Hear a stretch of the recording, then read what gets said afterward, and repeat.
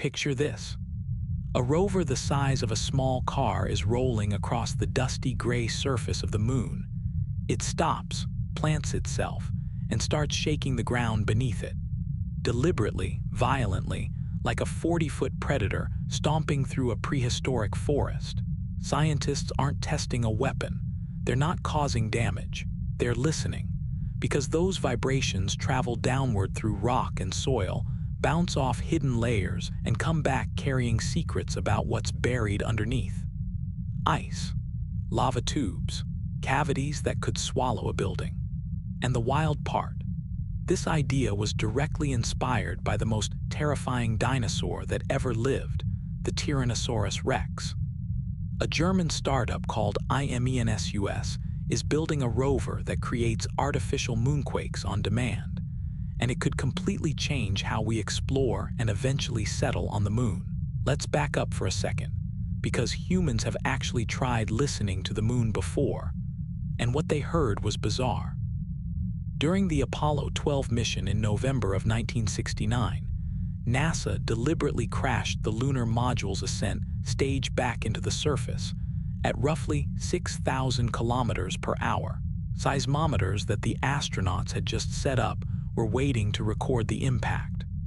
Scientists expected a quick rumble, maybe a few minutes of shaking, something like a small earthquake. Instead, the moon vibrated for over 55 minutes. The signal started small, built to a peak, and then just kept going. Scientist Morris Ewing described it memorably, saying the moon behaved as though someone had struck a bell in a church belfry, and the reverberation continued for 30 minutes, except it actually lasted over an hour. NASA repeated the trick on later missions, intentionally slamming spent rocket stages into the lunar surface, and every single time the moon responded the same way. Long, eerie reverberations that faded slowly instead of cutting off. On Earth, seismic energy dissipates fast because our planet has oceans, a molten core, and an atmosphere that all absorb vibrations. The moon has none of that. Its interior is dry, rigid, and fractured from billions of years of meteor bombardment, so seismic waves just keep bouncing around inside. Those Apollo seismometers operated from 1969 until NASA shut them off in 1977. During that time, they recorded roughly 12,000 moonquakes. Some were caused by meteorite impacts. Others were deep quakes triggered by the gravitational tug-of-war between Earth and the moon. And some were thermal quakes, caused by the lunar surface cracking as it swings between scorching daytime heat and freezing nighttime cold. But here's the problem. All of those natural quakes are weak, unpredictable, and poorly timed. You can't plan an experiment around a random tremor. That's exactly the gap IMENSUS wants to fill. David Frey, head of prototyping at IMENSUS, put it plainly in an interview with BBC Science Focus. He compared their rover to the ground-shaking footsteps of dinosaurs in Jurassic Park. The concept is straightforward but powerful. The rover sends controlled vibrations into the ground. Sensors on the surface pick up how those waves travel through different layers of soil and rock. When seismic waves hit denser materials, say, a deposit rich in metal or ice, they slow down. When they pass through empty space, like a cavity or lava tube, they behave differently again. By analyzing the speed and pattern of the returning waves, scientists can build a detailed map of what lies beneath the surface, down to about 1 kilometer deep. On Earth, this kind of seismic surveying has been standard practice in mining and oil exploration for over a century. Companies use everything from controlled explosions to truck-mounted vibrating plates to send shockwaves underground. IMENSUS is adapting that same proven science for a completely new environment. Their piloting phase on Earth is set to begin in 2027, showing mining companies where deposits of copper, gold, and other valuable materials might be hiding. But the moon is where things get really interesting. The lunar South Pole has become the hottest destination in space exploration, and for good reason. Permanently shadowed craters near the poles contain water ice, a resource that could be split into hydrogen for rocket fuel and oxygen for breathing. NASA's Lunar Reconnaissance Orbiter has confirmed that ice deposits are more widespread than previously thought, extending across permanently shadowed regions to at least 77 degrees south latitude.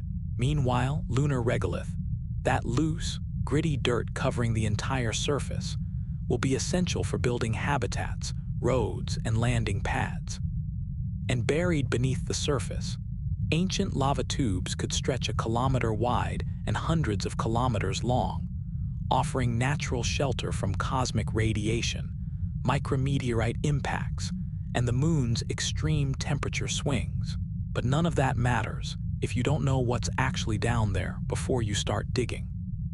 As Frey pointed out at the AI Everything Conference in Egypt, nobody in the space industry is thinking about subsurface surveys before building.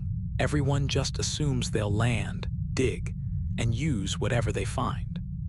But imagine hauling equipment 238,000 miles to the moon, only to discover a massive boulder sitting right where you plan to excavate, or expecting 10 tons of usable regolith and finding a hidden cavity that cuts your supply to 500 kilograms.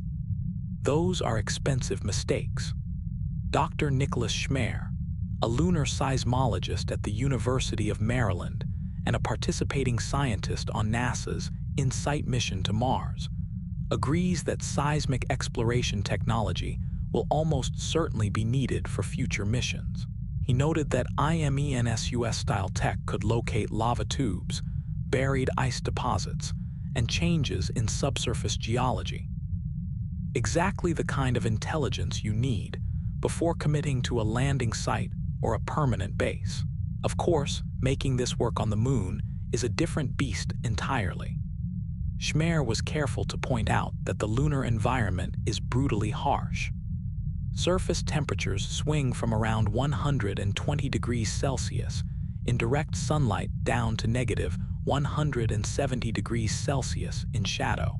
Solar radiation bombards everything constantly. And then there's the regolith itself. Lunar dust particles are razor sharp because no atmosphere has ever worn them smooth. During the Apollo missions, that dust scratched helmet visors, infiltrated equipment joints, and clung to everything thanks to electrostatic charge. Any rover operating on the moon needs to survive all of that, or it will fail. Still, the timing feels right.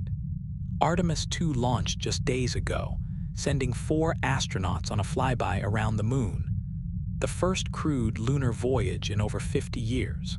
Future Artemis missions aim to land near the South Pole and eventually build a sustained human presence there. Before that happens, we need to understand what lies beneath the surface we plan to build on. IMENSUS envisions their technology being adapted not just for the moon, but potentially for Mars and even asteroid mining down the road.